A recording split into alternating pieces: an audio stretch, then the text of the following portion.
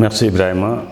Tout d'abord, nous vous remercions de votre déplacement pour venir s'enquérir de la situation de la commune de Dougué, d'où vous êtes originaire. Et nous vous félicitons d'abord parce que, ayant un jeune originaire de la zone et qui a pu vraiment faire des études jusqu'à devenir journaliste, ça, nous vous en félicitons. Concernant la commune de Dougué, la commune de Dougué fait partie des communes les plus petites du département de Goudiri par la superficie.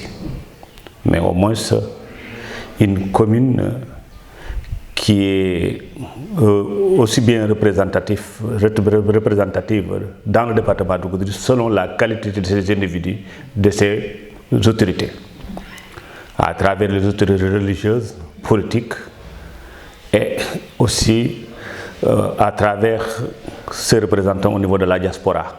Tout d'abord, nous vous disons que c'est une commune qui est agricole. L'agriculture domine dans cette commune, suivie par l'élevage. En de cela aussi, il y a une forte commune au niveau de la diaspora, une forte communauté. Concernant aussi les études, nous avons au moins 11 écoles élémentaires, un collège, et donc j'espère que la cartographie scolaire a été vraiment bien au niveau de la commune de Dougué. Concernant l'hydraulique, nous disposons de 4 forages, Dougué Djel 5 même, Dougué Djelani Wourousili, Soutouta et Talibadji. Nous disposons aussi de forages manuels, mais jusqu'à présent aussi, ça reste des choses à faire au niveau de l'hydraulique. Au niveau de l'éducation, il y a jusqu'à présent l'existence d'abris provisoires au niveau des nouvelles écoles. Au niveau du collège aussi, il y a un sérieux problème parce que jusqu'à présent, nous pouvons dire que peut-être il y a des abris provisoires au niveau du collège. Sur le plan finance, nous ne sommes pas bien lotis parce qu'à part ce que l'État nous donne en fonds de dotation, en fonds de concours, et la CEL, la contribution économique locale, il n'y a pas beaucoup de fonds propres, dû à plusieurs facteurs. Pour les fonds propres, normalement, le minimum fiscal devait être payé par les populations, mais qui ont accusé un niet catégorique. On a fait vraiment des sensibilisations, on a appelé les chefs de village, mais jusqu'à présent, les populations n'y adhèrent pas.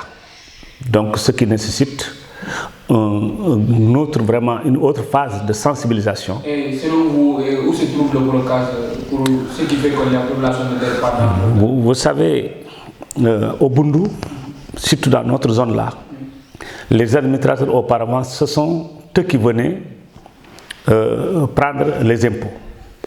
Mais comme je vous l'ai dit auparavant, ils n'osaient pas venir, comme on le fait partout ailleurs au Sénégal, de venir prendre les taxes rurales à l'époque.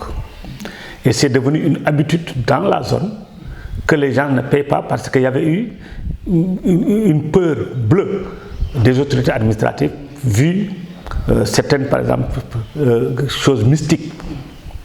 Et il y a aussi une autre mentalité qui disait que si, par exemple, les populations payent, c'est, par exemple, le PCR, le président du comité de l'époque, qui mangeait l'argent, alors que ce n'était pas au fond vrai.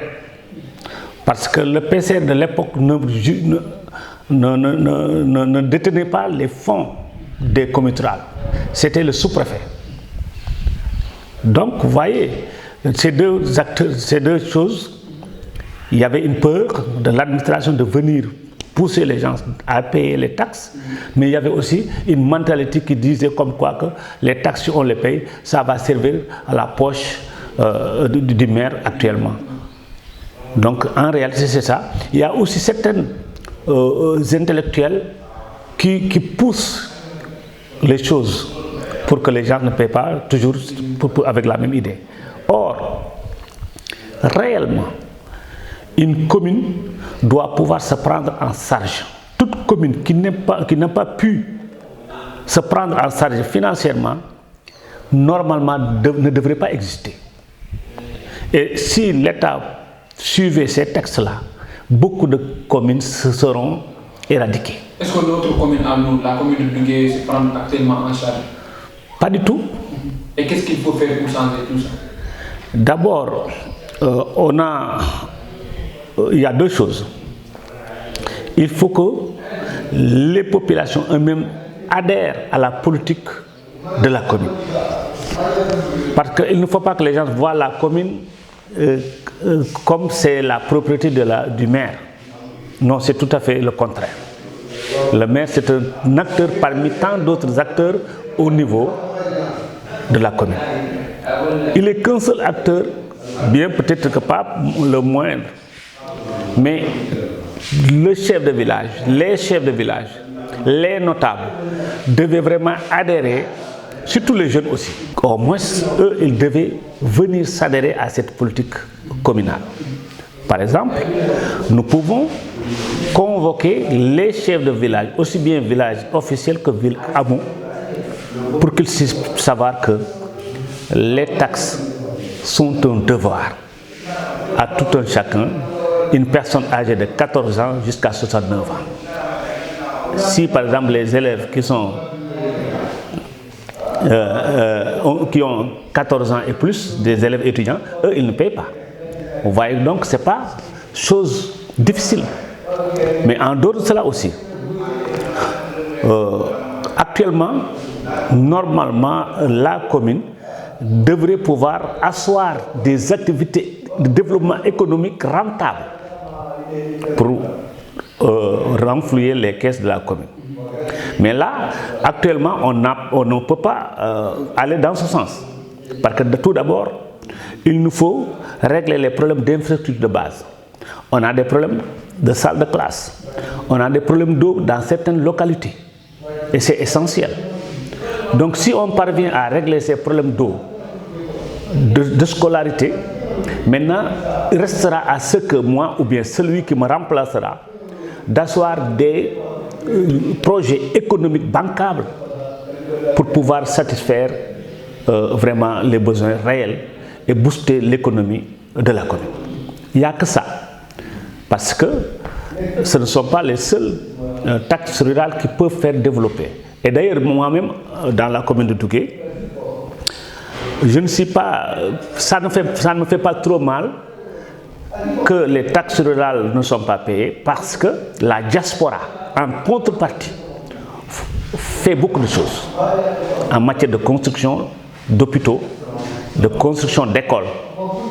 Là déjà, c'est pour cela que je ne suis pas trop vraiment mécontent par rapport à cette situation. Parce que ce sont les gens qui sont de la diaspora qui devaient payer les taxes, j'en suis sûr. Même s'ils ne payent pas les taxes, c'était bien de respecter ça. Mais comme en contrepartie, ils financent des activités de développement économique, des infrastructures socio-économiques de base. Déjà, c'est quelque chose. Mais c'est un appel que j'ai fait à la diaspora. Nous n'avons pas un budget, par exemple, colossal, actuellement. Environ, nous avons 30 millions par année. Si vous enlevez les 18% de TVA et autres, ça ne reste pas beaucoup de choses. Moi, ce que je les ai dit, il y a des issues, par exemple, au niveau du PhD, qu'il aille porter de grands projets et que l'investissement que nous avons reçu, qu'on donne ça à la diaspora, qu'on puisse avoir beaucoup plus de fonds et faire de gros, par exemple, projets. Ça, je les appelle dans ce sens. Et aussi, la mentalité des gens aussi doivent changer. Parce que là, actuellement, je vous dis que il y a un pourrissement de la politique, que les gens, comme mentalité, je vais vous aider. Si vous devenez maire, il faut que vous me donniez quelque chose en contrepartie. Regardez, il y a combien de jeunes, combien de femmes qui couraient derrière moi lors des campagnes électorales. Et si chaque femme, chaque jeune dit maintenant il faut que j'ai ma part, avec le peu de budget, comment ça va aller? C'est un sérieux problème. Dans tout le département de Goudiri, dans toute la région de Tambacounda, ce sont les mêmes mentalités et que les gens doivent changer. Vous poussez quelqu'un avec un projet communal, laissez-lui le temps de faire son développement, de financer ses activités économiques de base ou d'infrastructure, au lieu que de tendre la main à chaque fois au maire pour donne-moi quelque chose. Si vous ne donnez pas, vous criez, il n'est pas bon, il n'est pas bon. Ou bien, prochainement, on ne va pas voter pour lui. Et vous savez, le politicien est peureux. Le politicien a toujours eu peur de sa base. Parce que, comme le faisaient les partis sociaux jusqu'à présent, Tchédel Diallo, notre doyen, à chaque fois il gagne Goudiri, c'est à cause de ce social. Mais est-ce qu'il a pu faire beaucoup de choses dans Goudiri? Non. Et les gens le critiquent à travers cela pour lui dire qu'il ne fait rien à Goudiri, mais il ne peut rien faire. Parce que ce qu'il devait... Oui, parce qu'à cause du social. Tout ce qu'il devait travailler pour Goudiri, il donne ça aux gens. Et je vous dis que c'est la même chose dans tout le département. Malgré tout, on est en train de faire, tant si peu soit-il, des choses pour au moins montrer qu'au moins avec l'investissement que nous recevons, nous avons pu faire cela. Mais ça aurait pu être mieux si les populations avaient changé de mentalité de faire la politique. Ça, c'est ça. Et selon vous, qu'est-ce qu'il faut faire pour changer donc, la mentalité des populations pour qu'ils puissent aller dans ce sens? Ce sera difficile. C'est un problème national. D'ailleurs, ce ne sera pas pour toujours. Même au niveau national. Si vous voyez qu'il y a une pluralité de partis politiques, c'est cette notion-là. On se réunit pour pouvoir accéder à une position bien donnée au niveau de l'État pour en bénéficier des retombées de la politique. C'est la mentalité de tous les politiciens que vous voyez ici. C'est ce que je dis aux jeunes. Maintenant, faites très attention. Les politiciens que vous voyez qui rotent autour de cette politique, actuellement, là où je vous dis, ils sont tous formés dans la même moule, les mêmes habitudes. Ils sont issus de nos sociétés, ils sont formés à nos universités. Depuis l'université, ils commencent à se former de groupuscules pour gérer demain l'État. Avec comme objectif, essayons d'accéder au pouvoir pour pouvoir en bénéficier le maximum possible. Pour pouvoir en bénéficier le maximum possible. Donc voilà, vous n'êtes pas sans savoir qu'il se passe pas mal de choses dans le pays. Quelle lecture faites-vous de la situation actuelle du pays?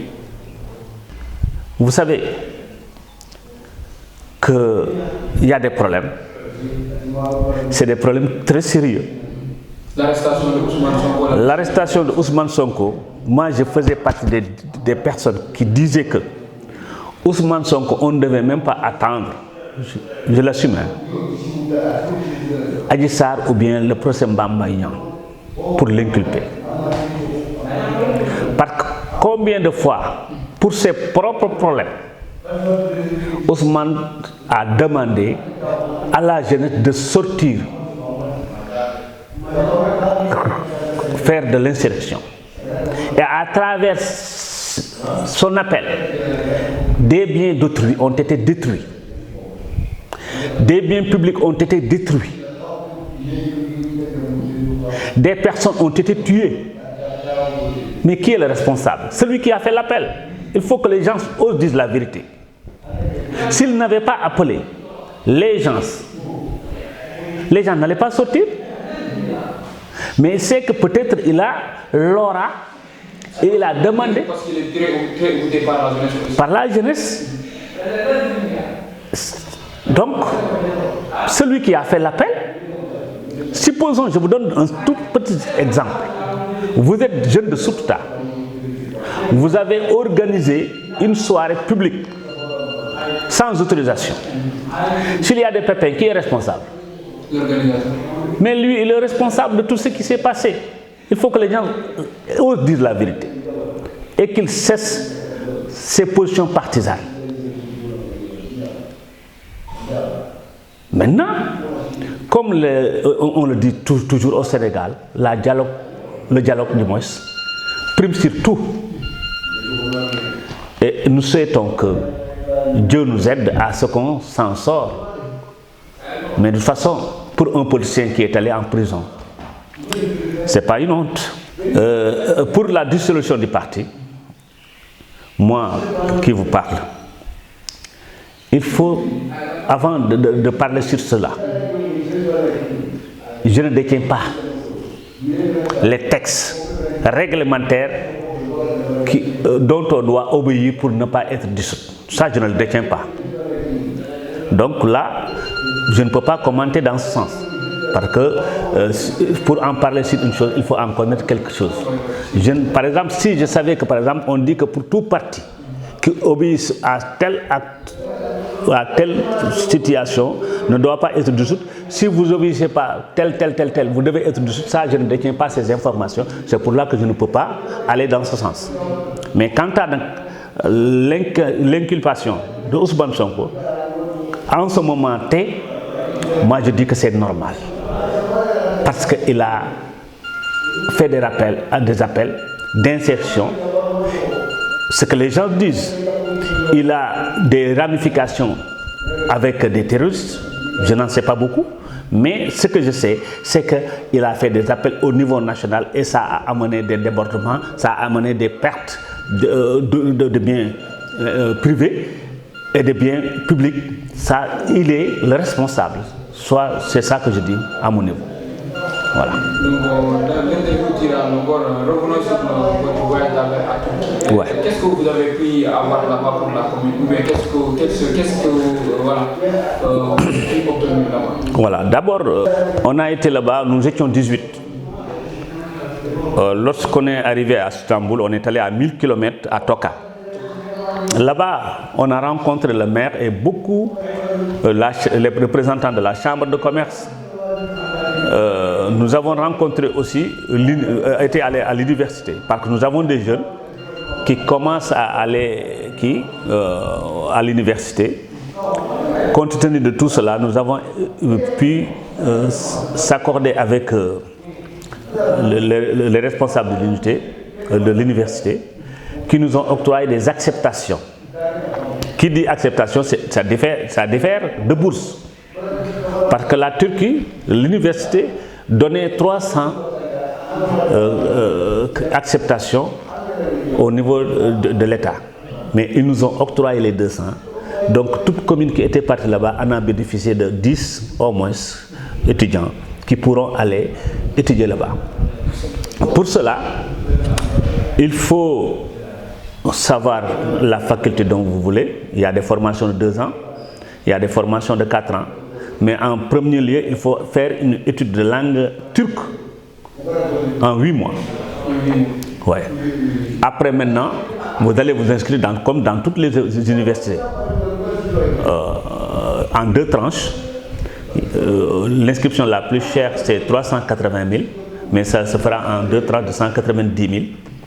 Les étudiants arrivés là-bas, ils ont une association, une amicale, qui vont les aider à chercher des appartements et ils vont se cotiser pour payer les appartements, le manger, ça dépend de l'individu.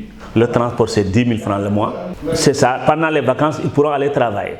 De toute façon, ils nous ont octroyé au moins chacun 10 à 11 étudiants qui pourront y aller d'ici 3 ans. Chaque année, ils pourront nous donner ça. Maintenant, il y a beaucoup de jeunes qui sont intéressés par ce projet d'aller étudier en Turquie. Mais ce que je leur suggère, c'est de ne pas faire de la Turquie un tremplin pour aller de l'autre. Sinon, ils vont gâcher le reste, le partenariat. Au moins, si vous savez que peut-être votre objectif c'est d'aller de l'autre côté, faites une formation de 2 ans. Si vous avez eu une formation, arrivé en Europe, vous pouvez travailler. Mais je vous dis que la Turquie est un grand pays. L'État est en train de faire de très grandes choses. De très grandes choses parce que c'est un pays montagneux. Et que même les autorités, ils percent des montagnes pour pouvoir faire ça. Et nous, c'est ça que je vous dis, que le Sénégal est chanceux. Pourquoi? Parce que nous avons vraiment une nature vraiment qui n'a pas vraiment beaucoup d'accidents. Par exemple, un relief qui n'est pas accidenté. Contrairement à la Turquie. Malgré tout, malgré leurs problèmes, ils ont pu surmonter ça. Faire les autorités comme il se doit. Hein? Ouais. Donc, nous avons vraiment de la richesse. Et que les jeunes aussi qui restent travailler ici et sous l'accompagnement de l'État. C'est ce que je vous disais auparavant. Dès qu'on termine les problèmes d'infrastructure et de salle de classe, nous, la commune de Dougué, nous espérons, d'ailleurs ça j'en ai fait beaucoup de projets, pour former les jeunes et les accompagner à avoir de grands rendements dans leur production. En ce moment, ils n'iront plus loin. Parce que si vous pouvez avoir par exemple 3 millions, 4 millions par année dans le pays, nous avons de la terre, la commune de Dougué. Elle est riche en matière de terre. Si par exemple ces jeunes ont été accompagnés en leur octroyant des tracteurs, en leur mettant par exemple des mini-forages solaires, les gosses qui travaillent, ils vont gagner beaucoup de choses. Et ils n'iront pas en Europe. Hein? Parce qu'en Europe, je vous dis que les gens croient que c'est facile, c'est pas facile. Ay jambar lañu. Parce que là-bas, un fainéant ne peut pas être là-bas. Même si tu étais fainéant ici au Sénégal, arrivé là-bas, tu vas changer d'attitude. Et ils vivent difficilement. Il n'y a que certaines personnes qui ont pu avoir, par exemple, des appartements, qui vivent. Même là-bas aussi, c'est difficile. Tu quittes 4 h du matin, 5 h du matin, aller au boulot, tu reviens à 17 h. Et devoir quoi manger. Vous voyez que c'est facile? Ici, tu vois que les gosses travaillent de 7 h, 8 h à 10 h jusqu'à demain. Pendant l'hivernage, on n'a que 4 mois de travail. Mais là-bas, ce n'est pas comme ça. La couchette n'est pas la meilleure de situation. Je crois que par exemple, arriver là-bas, c'est de la couchette ou bien non, il faut beaucoup travailler. Voilà. Précédemment, vous avez parlé de la diaspora, vous avez même dit à lancer un appel à la diaspora. Quels sont vos rapports avec cette diaspora? De toute façon, je n'ai pas eu de problème avec eux. Parce que j'ai pu travailler avec la diaspora de Dougué jusqu'à ce qu'on a pu avoir une maternité ici, avec le logement de la sage-femme. Avec Djelani, on a pu faire quelque chose, bien que ça pouvait être mieux. À Soutta, j'ai appelé à Lamine Diawara de faire tout pour qu'on essaie d'avoir un nouveau poste de santé pour Soutta, mais jusqu'à présent, il n'a pas répondu positivement à mon appel. Et j'espère que c'était l'intérêt. Parce que je sais que moi, en tant que maire, je ne peux pas construire un poste de santé. On n'a pas les moyens. Mais si, par exemple, j'appelle à Lamine Diawara, qui est parmi les responsables que je connais à Soutta, j'espère qu'on devait aller dans ce sens pour avoir un nouveau poste bien équipé au niveau de la diaspora à travers le PhD. Les autres aussi, Talibadi, j'ai de très bonnes relations avec eux. Mais au niveau de la diaspora, il y a le seul problème que chaque village se suffit. Mais si par exemple nos différentes communautés qui se trouvent au niveau de la diaspora s'étaient unies, Dougué serait la meilleure commune de la région du Sénégal oriental, je vous l'assure. Nous avons, oui, forte présence de la diaspora. Nous avons de bonnes terres, pas accidentées. La nappe n'est pas lointaine. Nous avons une population très jeune. Si par exemple, ces populations-là, on peut les financer même à étudier, à devenir des cadres. La diaspora peut faire ça. Il y a des écoles de formation, il y a des formations payantes. Il faut que cette diaspora-là aussi accompagne nos jeunes dans ces formations, afin qu'on puisse avoir des cadres. Pourquoi par exemple le département de Goudiri n'a pas eu de ministre, ceci, cela? C'est parce qu'on n'a pas assez de cadres. On n'a pas de DG, beaucoup. Il n'y a que du mot. On n'a pas de cadre. Il faut former ces jeunes-là pour que demain, ils puissent être parmi ces grands du Sénégal. La diaspora peut faire ça au niveau du Sénégal. Aider les jeunes à se former. Supposons si toute la communauté, ce côté tu dis que cette année nous voulons pousser à tant de jeunes à des formations de qualité, c'est quelque chose de bien. Parce qu'actuellement, ils sont en train de faire des mosquées, de l'hydraulique, presque c'est terminé pour les gros villages. De l'électricité, ça va venir. Mais si on a pu terminer ça, il faut qu'il y ait un investissement humain. Il faut qu'on forme nos jeunes, afin que demain, ils pourront revenir dans de meilleurs sentiments et revenir travailler pour la communauté. C'est mon point de vue. Et cette diaspora, il faut qu'ils essaient de former des jeunes à partir de là-bas en matière de finances. Parce que, je vous donne un exemple de Ali Ngouille Ndiaye, le ministre de l'Agriculture. Il avait créé un Jomec, Jolof Mutuel de crédit et d'épargne et de crédit. Pourquoi pas le Boundou?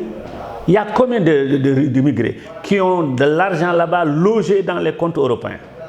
S'ils avaient formé des jeunes dans ce sens et qu'ils ouvrent des mutuelles un peu partout dans les zones, vers Komoti, vers Djankémaran, vers qui, comme ça, ils vont pouvoir financer les activités économiques du département.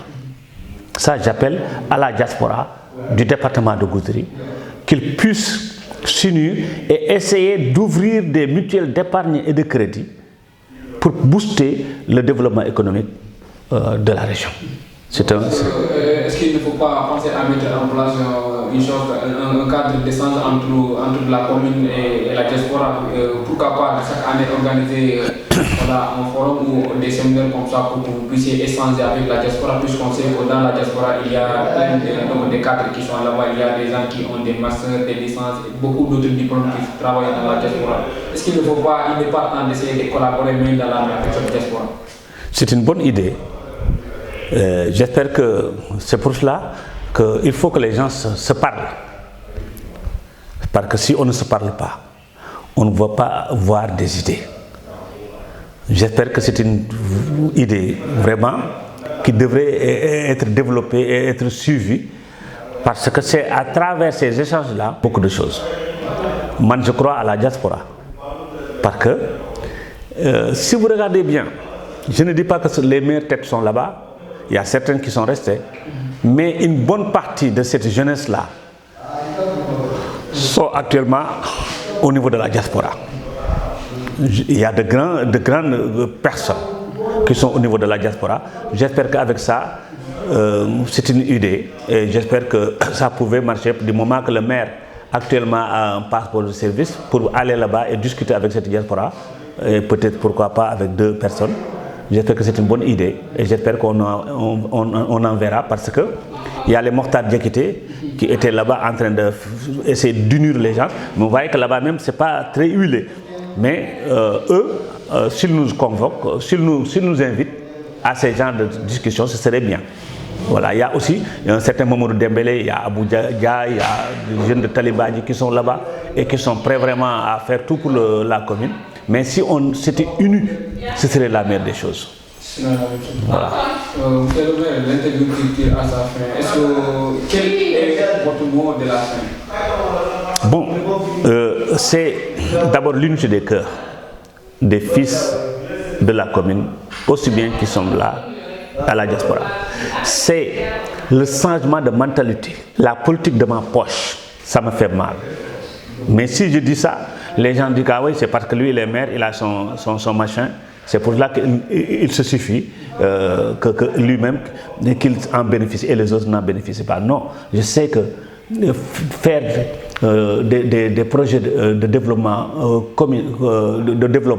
est mieux que de donner par-ci par-là de l'argent et des choses que nous faisons et qu'on ne peut même pas justifier. On ne peut pas justifier ça. C'est que peut-être que l'État ferme les yeux, mais sinon nous tous nous devons pouvoir avoir des problèmes, je vous le dis. Hein. Voilà, parce que ce qu'on donne avec mon salaire de 300 000, on enlève les taxes 293 000 pour le maire. Même ça ne peut pas régler mon problème de dépenses quotidiennes. Donc l'argent qu'on donne, les ordonnances, les carburants pour les ambulanciers et tout cela, les gens qui viennent, monsieur le maire, j'ai des processus, cela. Mais comme on a eu peur de la base, c'est pour ça qu'on le fait. Mais ce n'est pas normal. C'est pas normal. Donc vraiment, je vous remercie et je vous félicite et vous encourage. Et j'espère que peut-être, comme vous l'avez fait ici, un jour viendra, vous pouvez peut-être rencontrer quelques leaders de la diaspora. Parce que je crois en la diaspora. Parce que je sais qu'à partir de là-bas, ceux qui sont en Espagne, en France, en Italie, on peut en avoir beaucoup de choses pour nous s'en servir. C'était ça. Je vous remercie beaucoup. Merci.